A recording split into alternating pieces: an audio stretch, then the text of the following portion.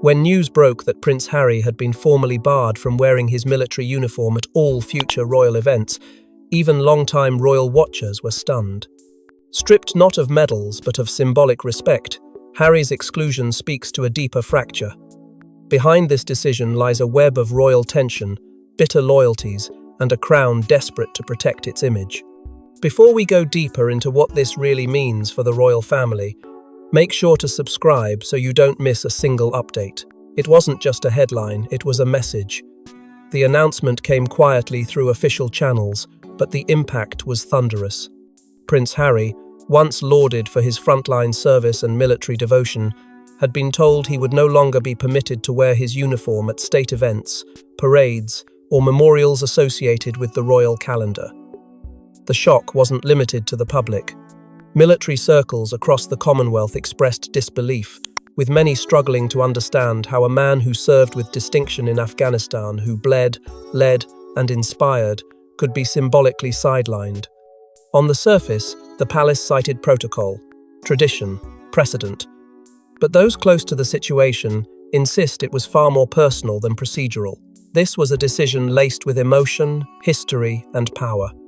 The move, insiders claim, came after a high-level confrontation behind closed doors. Harry, still visibly committed to his military legacy through the Invictus Games and veteran outreach, reportedly pushed for the right to wear his uniform at an upcoming Royal Remembrance service. The request was denied, not debated, denied. The message was unambiguous. He was no longer considered a working royal. And with that, the symbols of his service were to remain in storage. While medals could remain pinned to his chest, the uniform itself, a uniform he had earned, was now off-limits. That distinction cut deeper than most imagined. Harry has remained publicly silent. No statement, no rebuttal. But those around him describe a man quietly devastated. It was less about appearances and more about identity. For a prince who found purpose in service, the uniform was not a costume, it was his armor against the noise of royal life. And now, that armor had been stripped from him in front of the world. Online, the backlash was immediate. Hashtags trended. Veterans spoke out. Public figures questioned the move. The image of Harry standing in civilian dress, while others donned their regalia, became a symbol of exclusion of wounds reopened by protocol. But this ban didn't appear out of nowhere, it was years in the making. And it began with a single decision that rewrote Harry's relationship with the monarchy forever. While the world watched Harry and Meghan step down from royal duties, a quieter operation was already underway. Behind palace walls, key titles were being rescinded, privileges removed, and access slowly revoked. The military uniform was the final blow, but it wasn't the first. Long before the public learned of Harry's exclusion, royal courtiers were already mapping the dismantling of his institutional identity. An internal memo, quietly circulated among senior royal aides, outlined what would later be called uniform consequences, a phrase that spoke less of protocol and more of strategic distancing. It was the first formal acknowledgement that Harry's departure would not only be symbolic, but systemic. No longer part of the active royal machine, he was to be reclassified gently at first, but firmly over time. His military patronages, honorary command posts, and ceremonial duties were placed under review. The Duke title remained, but it now floated without the anchors of traditional royal function. And though no one dared say it out loud, the implication was clear. Without the structure, Harry would eventually lose the uniform that had become his second skin. Behind this operation stood a divided court. Some aides defended the decision as necessary, a logistical adjustment to reflect the realities of the couple's new life abroad. Others saw it as something colder, a slow, calculated punishment. One senior official reportedly warned that removing too much too quickly would trigger public sympathy, while another suggested the military angle was the most dangerous to touch. Despite this, the momentum persisted. Quiet tracking of Harry's overseas engagements began. Every speech, every appearance, every cause he championed was logged and dissected, measuring how far he was drifting from the institution he once served. In the midst of this silent campaign, two voices reportedly stood on opposing ends of the timeline. Prince Philip, the military patriarch of the family, is said to have cautioned against full removal. He served, Philip allegedly told a close aide, and that counts for something. But his words were overshadowed by the louder friction between William and Charles. William, ever protective of the monarchy's image, pushed for swift, clear boundaries. Charles, though burdened by legacy and optics, hesitated, torn between duty to the crown and love for his son. They didn't argue in public, but in private, their disagreements grew harder to ignore. What made this operation so effective and so devastating was its pace. There was no dramatic revocation, just silence, erasure, and gradual disappearance. Titles removed from web pages. Military honors shifted to other royals. Invitations stopped arriving, and in that vacuum, the image of Harry in uniform faded until only the memory remained. The ban was not the beginning of the rift. It was the quiet, final seal on a process designed not just to sever but to erase. Yet beneath all the logistics and protocol, something far more human was at play. Harry's deep emotional bond with the military and the silent grief that followed its unraveling. For Prince Harry, the military wasn't just duty, it was purpose, identity, and healing. After serving on the front lines, his bond with fellow soldiers became a refuge from the spotlight. So when that legacy was revoked, it wasn't just a rule, it was a rupture. Long before he was a duke, before he was a husband, before he was a global figure, Harry was a soldier who found clarity in chaos. Afghanistan shaped him in ways palace corridors never could. In the dust, the danger, and the discipline of deployment, he discovered a version of himself that felt real, stripped of titles, expectations, and suffocating royal scrutiny. Among his comrades, he was not the spare, not a headline, not a walking institution. He was one of them. He earned his place through sweat, risk, and shared sacrifice, and that bond followed him long after he left the battlefield. The uniform was never just fabric to him. It was proof that he had stood where others stood, endured what others endured, and returned carrying scars that could not be seen. That sense of belonging found a new life through the Invictus Games, where Harry built deep, enduring ties with veterans who understood his struggle even when the palace never did. In their resilience, he saw his own. In their pain, he recognized his. The military world became his chosen family, a space where he felt both grounded and understood. And yet, with each passing year, that connection grew more complicated as royal politics tightened around him. He always insisted that his uniform was earned, not inherited, a badge of service, not privilege. That belief made the eventual ban feel less like policy and more like personal erasure. When news of the decision leaked, private correspondence attributed to Harry surfaced in the press, revealing a man grappling with quiet devastation. In those words, he did not rage. He mourned. He spoke of feeling untethered, of watching a core part of his identity being slowly dismantled by people who had never shared a trench with him. Meghan, according to close sources, was reportedly furious not at the ban itself, but at its timing, arriving when Harry was already navigating immense personal strain. To her, it felt cruel, calculated. Another reminder that the institution would prioritize optics over humanity. In the aftermath, Harry began to pull back from certain military charities he once championed, not out of bitterness, but out of emotional self-preservation. Every appearance in civilian dress among uniformed ranks became a silent reminder of what he had lost. The distance was not just physical, it was psychological, a slow drifting away from a world that had once saved him. Yet even in that grief, there remained a quiet determination, an unspoken promise that his service, his sacrifice, and his bond with veterans could never truly be stripped away. But while Harry grieved privately, a storm of political maneuvering was building inside the monarchy, led by those who believed this exclusion was not only justified, but essential. As King Charles struggled to keep peace, a new alliance had already formed. Queen Camilla and Prince William, quietly aligned on one point, Harry's re-entry into royal life posed a threat to the institution. The ban on the uniform wasn't just punishment, it was strategy. The decision didn't come from a single voice. It was the result of a series of hushed conversations that never made it into briefing memos, that weren't recorded in royal diaries, but whose impact reshaped the inner circle. At the heart of this operation stood Camilla and William, not as rivals in power, but as strategic partners, both determined to fortify the crown against what they saw as emotional instability and external disruption. Harry's past defiance, his unpredictable statements, and his growing influence abroad were seen as dangerous, especially when attached to the powerful symbolism of a military uniform. In a private meeting, sources say Camilla was blunt. "He gave it up.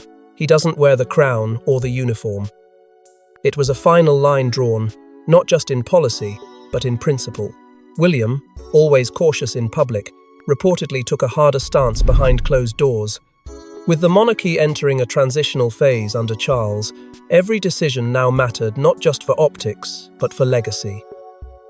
For William, maintaining the sanctity of the line of succession required decisiveness. Any show of leniency, especially involving symbols as sacred as a military uniform, could be seen as weakness. To him, the uniform wasn't about Harry's past, it was about the monarchy's future. Every concession to his brother risked igniting old flames.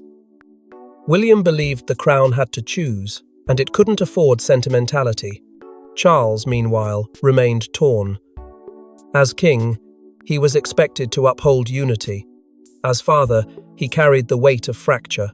While he did not oppose the strategy outright, insiders suggest he hesitated, stalling decisions, delaying responses, often retreating into silence during key moments. His indecision did not stop the momentum. It simply allowed Camilla and William to steer the ship. Warnings from the royal press office about potential public fallout were acknowledged, then set aside.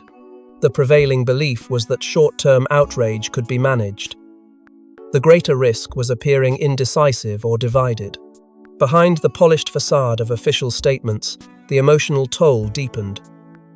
Palace insiders began speaking, off the record, of a widening gulf not just between the brothers but between father and son. The uniform ban, while presented as tradition, had become a trigger point for long-buried tensions. For Harry, it was humiliation. And for William and Camilla, it was necessary. A move designed to neutralize vulnerability and reassert the authority of those who remained loyal to the institution. And yet, not everyone inside the palace agreed with the hardline decision, especially one royal who had fought her own battles with protocol and punishment.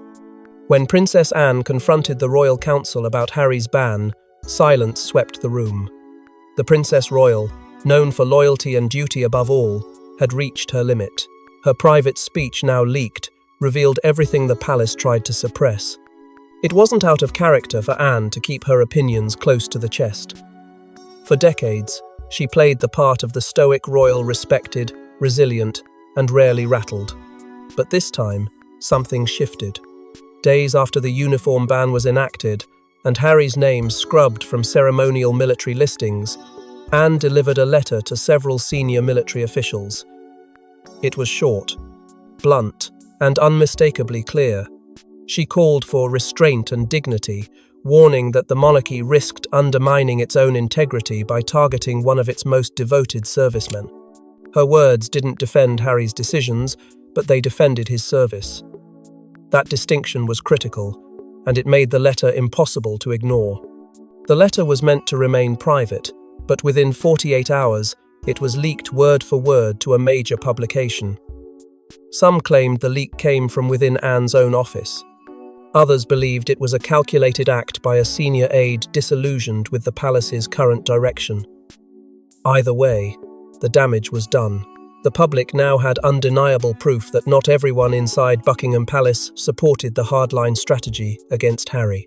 And at the centre of the backlash stood Princess Anne, unyielding, unapologetic, and, for the first time in years, deeply at odds with the direction of the crown. Anne's history with Harry goes back further than most realise. She had encouraged his early military career, supported his deployment efforts, and privately admired his commitment to duty. Though she never coddled him, She recognized his struggle to find meaning within the monarchy's rigid structure. To Anne, the uniform was a symbol of sacrifice, not status, and removing that from someone who had served on the front lines was, in her words, short-sighted and harmful. Her stance stunned the royal council, leaving King Charles visibly shaken. Those close to him described a moment of pause, a crack in the armor of royal consensus. Inside the palace, the fallout was immediate. Staffers whispered about Anne's defiance. Some privately applauded her. Others feared it would embolden Harry at the worst possible time. The council launched an internal inquiry to identify the source of the leak. Camilla reportedly refused to comment. William, furious, declined to attend a scheduled briefing. The monarchy, once again, found itself split not just between generations, but between ideologies. And Anne, once the crown's most dependable soldier, had broken ranks not for rebellion, but for justice. But just as Anne challenged the decision from within, Harry prepared a response of his own, one that would reignite old tensions and draw new battle lines. Harry said nothing publicly. No interviews, no comment. But privately, he was already moving, reconnecting with former military allies, preparing new projects, and above all, ensuring that his legacy would not be dictated by a palace that had turned its back on him. In the days following the uniform ban, while the press spun theories and commentators demanded reactions, Harry remained silent, not out of defeat, but out of precision. He knew the palace wanted a headline, a rebuttal, a meltdown they could control. Instead, Harry vanished from the narrative and began building one of his own. Quietly, he intensified his efforts with US-based veteran networks, meeting behind closed doors with foundations and organizations that had long admired his military advocacy. These weren't sympathy visits. They were alliances in the making, part of a broader plan to separate his identity from the monarchy without severing it from service. Leaks began to surface. Not from his office, but from those who had attended private meetings with him. Whispers of a new UK-based memorial project gained traction, one that would honour veterans across the Commonwealth without a single royal crest attached. For Harry, it was never about who gave the orders, it was about who answered the call. The proposal rattled palace corridors, not because of its content, but because of its independence. A military project launched in Britain, led by a prince without a uniform, outside the institution's control. That wasn't just personal, it was political. At the same time, sources confirmed Harry had resumed strategy sessions with Invictus Games advisors, pushing forward a global tribute tour. The concept was bold, honor wounded soldiers across multiple nations, with events that blended ceremony with storytelling. It would bypass traditional royal scheduling, exist entirely outside the Windsor ecosystem, and send a clear message. Service didn't stop when titles were stripped. It evolved. Behind the scenes, Meghan was said to be the stabilizing force. While tabloids speculated about her role, those closest to the couple revealed she urged Harry to stay quiet, strategically quiet. "Until it matters," she reportedly said. And Harry agreed. Words would come, but not in anger, in action.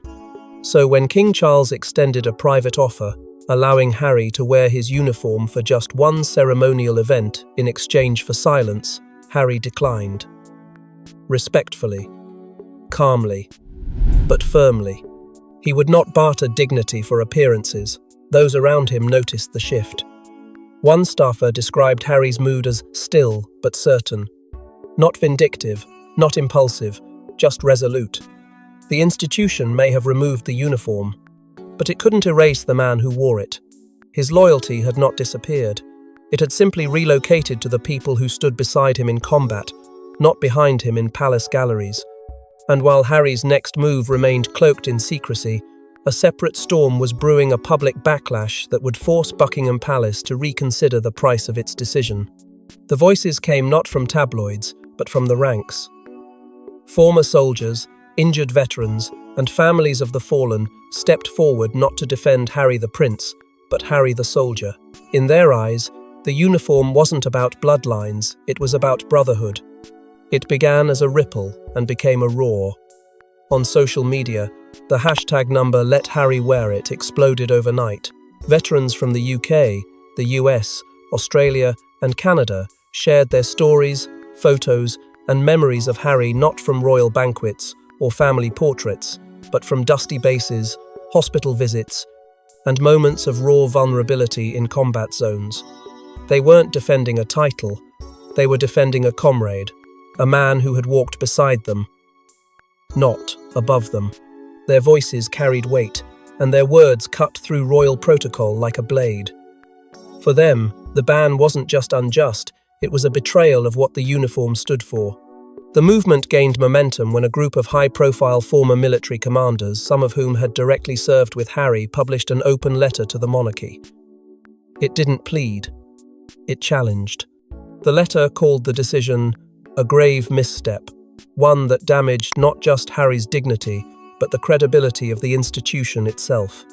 The military, it read, had always stood apart from politics, and to use uniform rights as punishment blurred that sacred line.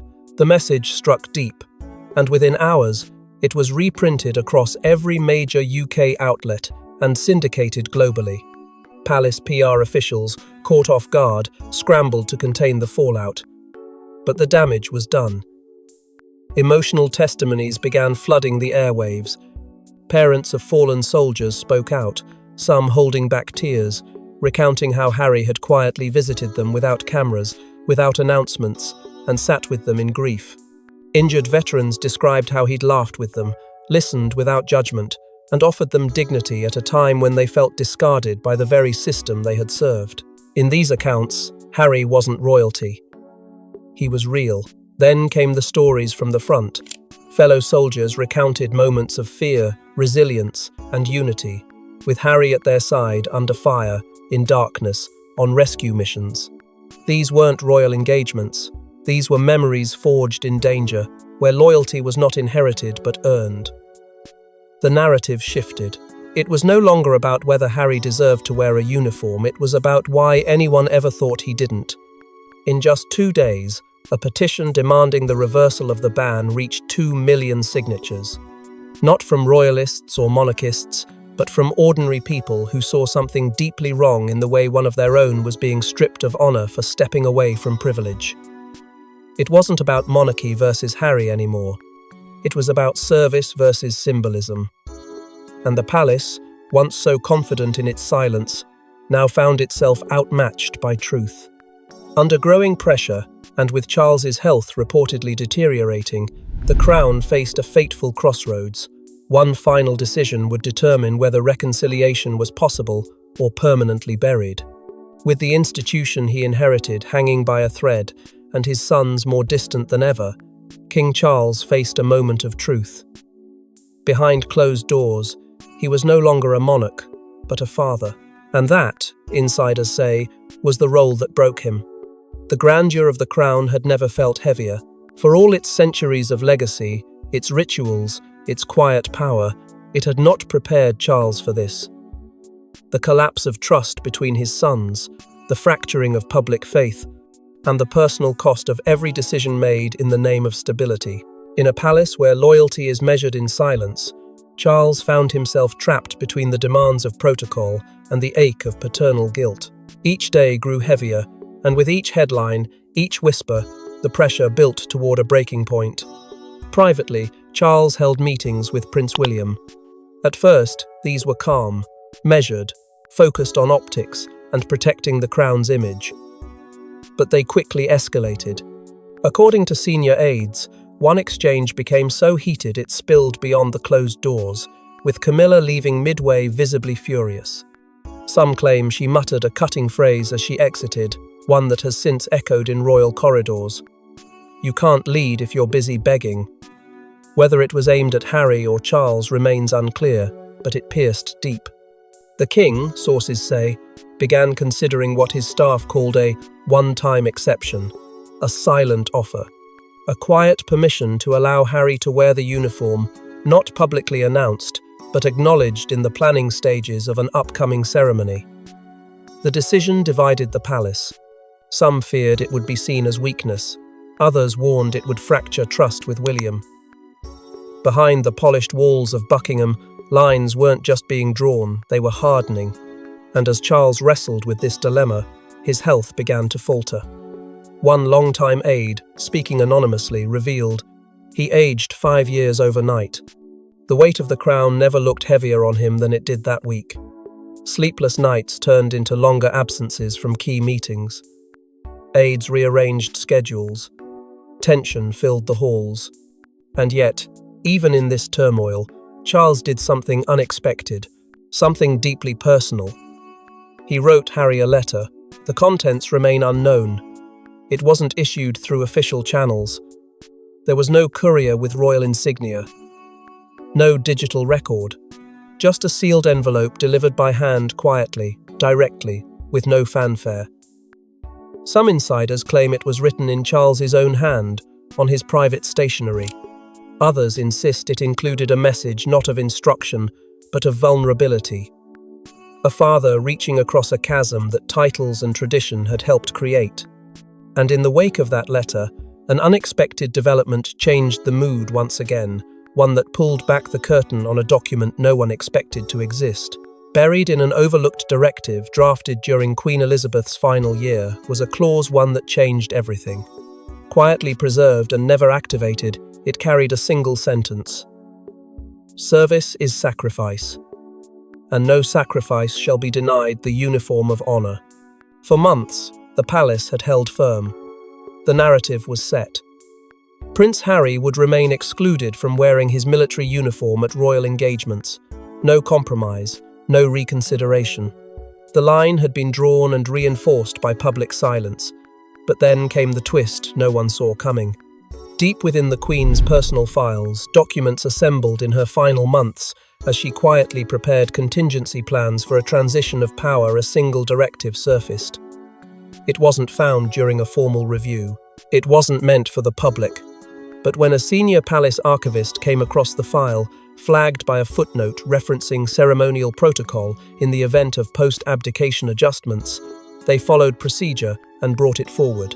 What they found inside sent shockwaves across the highest tiers of the monarchy.